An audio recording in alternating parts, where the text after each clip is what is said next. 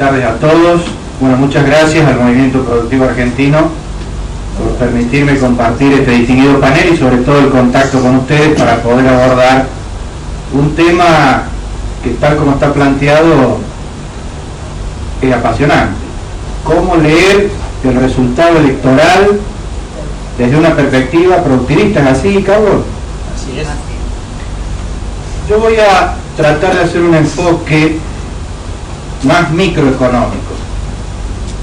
Ustedes vieron que la economía se divide en macroeconomía y microeconomía. La macro son los grandes engranajes. Son los grandes engranajes que hacen mover las piezas del dispositivo económico.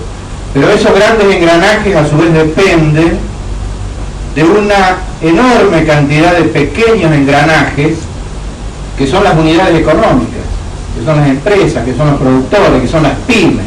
Imagínense un gran reloj que es la economía, donde como en todo reloj hay 2 o 3 grandes engranajes, pero 1.000.000 de pequeños engranajes. Eso es la micro, eso es la micro. Y para que todo ese sistema económico funcione, a mí me gusta hablar de ambiente productivo, porque en definitiva las unidades productivas, las empresas, los negocios requieren, para poder nacer, crecer y desarrollarse, igual que los seres biológicos, necesitan de un ambiente apropiado. Si no cuentan con ese ambiente apropiado, mueren o se atrofian, igual que los seres vivos. ¿Qué es el ambiente productivo?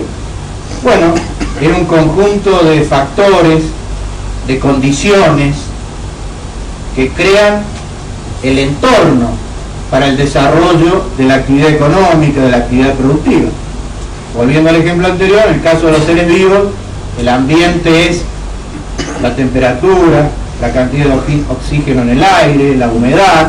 Esas son las condiciones que generan un entorno apropiado o inapropiado, favorable o nocivo para el desarrollo de un ser vivo. Bueno, en el caso de la economía es lo mismo, solo que el ambiente productivo es más complejo. ¿Por qué? Porque tiene condiciones y factores objetivos, esos que se pueden palpar y medir. Volviendo al caso anterior, sería, supongamos, la humedad se puede medir porque hay instrumentos para medirla, la temperatura también, la calidad del suelo también.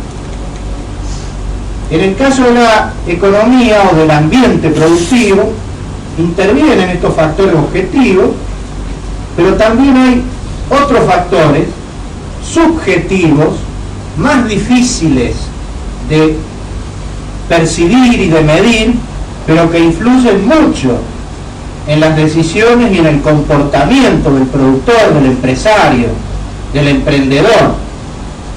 Esos factores subjetivos,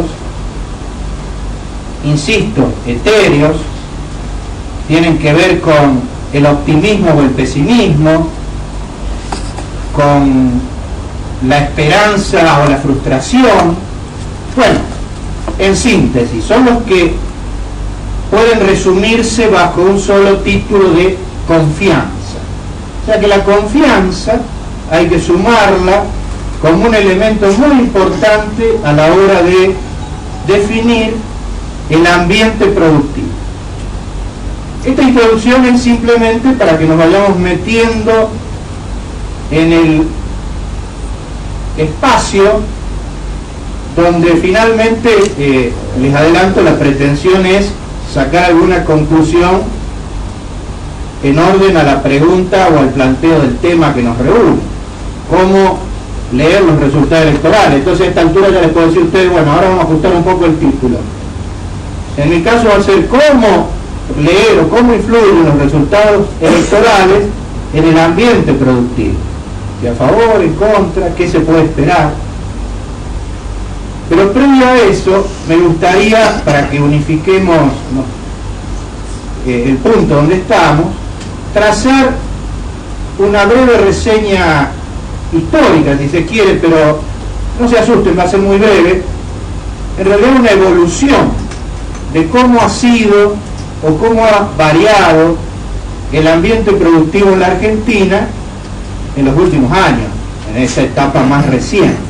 Por ejemplo, tomando como punto de partida el año 2001, finales del año 2001, y preguntarnos cómo era ese ambiente, ese entorno productivo para la empresa, para la pyme, a fines del 2001. Bueno, era sencillamente caótico, que les voy a contar a ustedes si todos lo vivieron en carne propia y saben cuál fue el desenlace, cuál fue el punto de ruptura de un modelo, el anterior, basado en la convertibilidad, agotado, y que finalmente, ante la ausencia de políticas correctivas adecuadas y a tiempo, terminó estallando, en el sentido literal de la palabra, estallando, voló todo por los aires, hubo que juntar los escombros. Ese fue el ambiente productivo que tomamos como punto de partida de esta última etapa, de esta última fase, fines del 2001.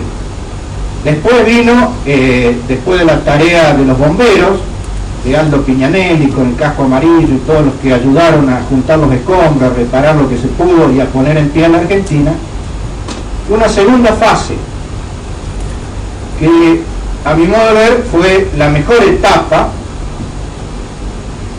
entre el 2003 y el 2007, digamos, que fue una etapa de crecimiento sostenido a tasas que por ahí los medios se lee tasas chinas, dicen.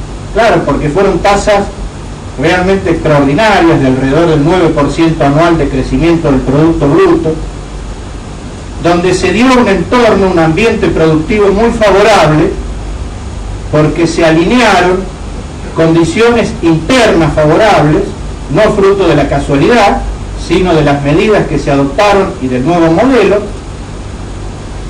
que les recuerdo brevemente fue establecer un tipo de cambio competitivo para alentar la producción nacional y las exportaciones, que fue los superávits gemelos, o sea, superávit fiscal de las cuentas públicas y saldo favorable de la balanza comercial, dos grandes pilares de la política económica de esta etapa que estamos revisando sucintamente, solvencia interna a partir de las reservas, de la recuperación y reconstrucción del nivel de reservas del Banco Central y nueva diseño y funcionamiento del sistema financiero en su conjunto, cosas que también todos ustedes saben. O sea, que cuando se dio un ambiente favorable desde el punto de vista productivo, la producción floreció, como ocurre con un ser vivo, y hubo récords de producción al punto que se agotó la capacidad instalada que había,